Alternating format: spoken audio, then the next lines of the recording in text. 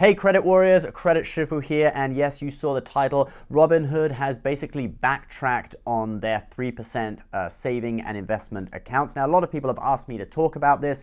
If you don't know, they released this account about a week ago. Apparently, it offers 3% on savings and checking, and that's, a full percentage point higher than, the closest competition from major banks. Obviously, there are some smaller banks that are doing like 4%, even more, but major issuers like American Express Online Savings, Ally Bank, they're all at 2% basically. So it's a full percentage point higher.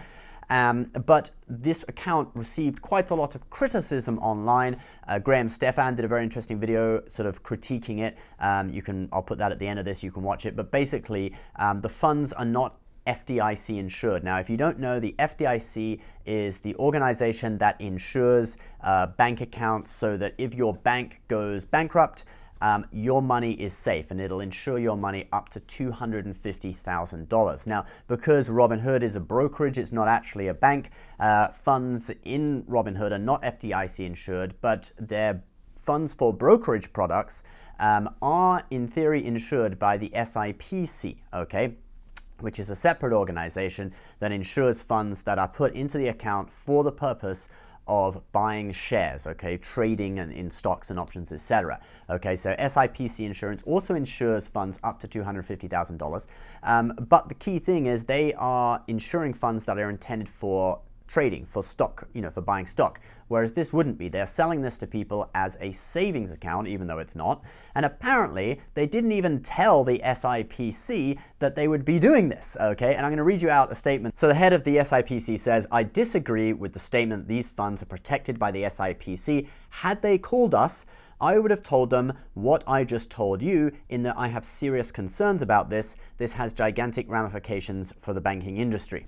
So it turns out they didn't even call the SIPC to ask if they would insure the funds. So to me, that is like just super unprofessional. Like, oh my God, how can they do that? And the head of the SIPC is saying that these funds probably wouldn't be insured because they're not put there for stock trading, okay? They're put there as a savings account, and that's not what the SIPC does.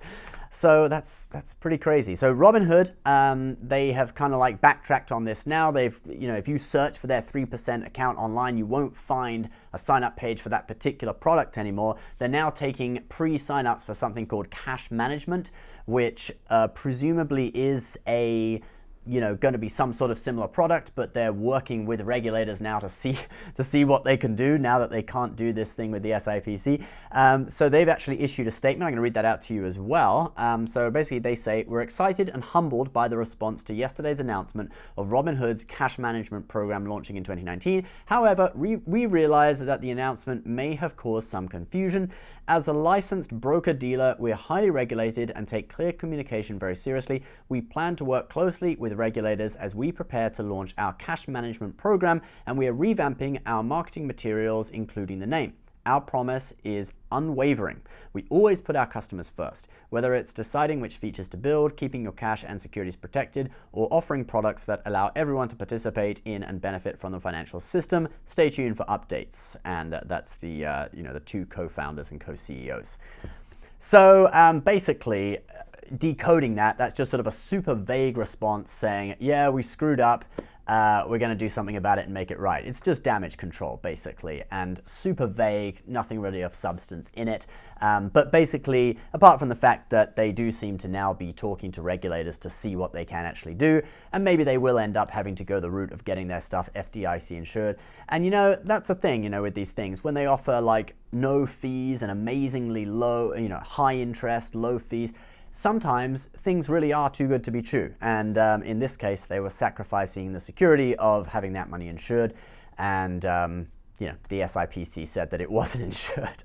So, yeah, they kind of screwed up. Now, with the account, we'll just talk about the account for a moment, because I don't want to be all, like a disaster on Robinhood. But the account, the way it was set up before when they initially offered it, it was going to pay you 3%. It was going to pay it out daily, which is a little bit weird. To be honest, you don't really need daily. I don't know why anyone would care about that. Monthly is fine, because daily, if you got like $8,000 in there, you'd be getting like $1 a day. You don't need that. You can pay it monthly. It's fine, guys. You don't need to pay it daily. Yeah, basically it was offering 3%, and how they do that, how they make money, well, the co-CEO and co-founder was interviewed by CNBC, and this is what he said about how they make money. We plan on making money in two ways from it. First one is we collect interchange revenue because we have debit cards, as you mentioned, that we're offering through partnership with MasterCard. And also we invest customer cash into treasuries and government-grade assets, and we believe that over time we'll be able to generate yield in excess of what we pay to customers. So we're very excited about this, and we do intend for this to be a profitable business for us long term. Okay, so basically they're going to use it to buy government bonds, which yield slightly below 3% at the moment, like 2.8%, something like that, 2.86, 2.87.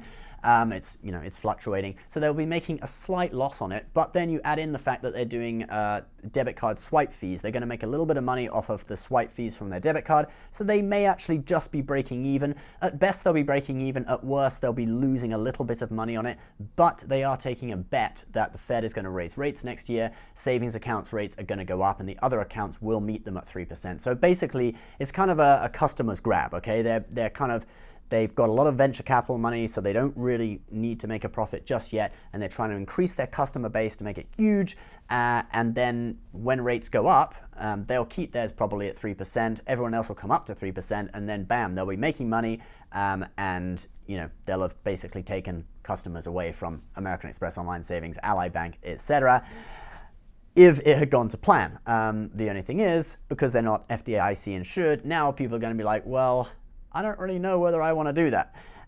So personally, my advice on this would be, if you want to sign up to their cash management, put your email address down and see what they're going to do, see what they're going to do next year, but don't be like, oh yes, I'm definitely going to go for this, because everything has advantages and disadvantages, okay? 3%, sometimes things just sound too good to be true, and often they are. And in this case, 3% really was too good to be true.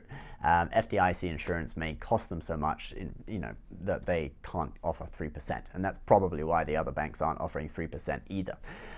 So guys, stay tuned. Robinhood, as always, it is an interesting company, but take it, be careful with these things. Obviously, it's your money, and my best advice to you is to always diversify your investments. So if you do end up going with a Robinhood account, don't put your whole life savings in there. Go with a regular bank with some of it. Maybe put 10,000 in Robinhood, see how that goes, and then have money elsewhere, have pension funds, have this, have that, and just diversify your investments. And that goes for any aspect of it, whether it's cash, whether it's stocks, you always want to diversify.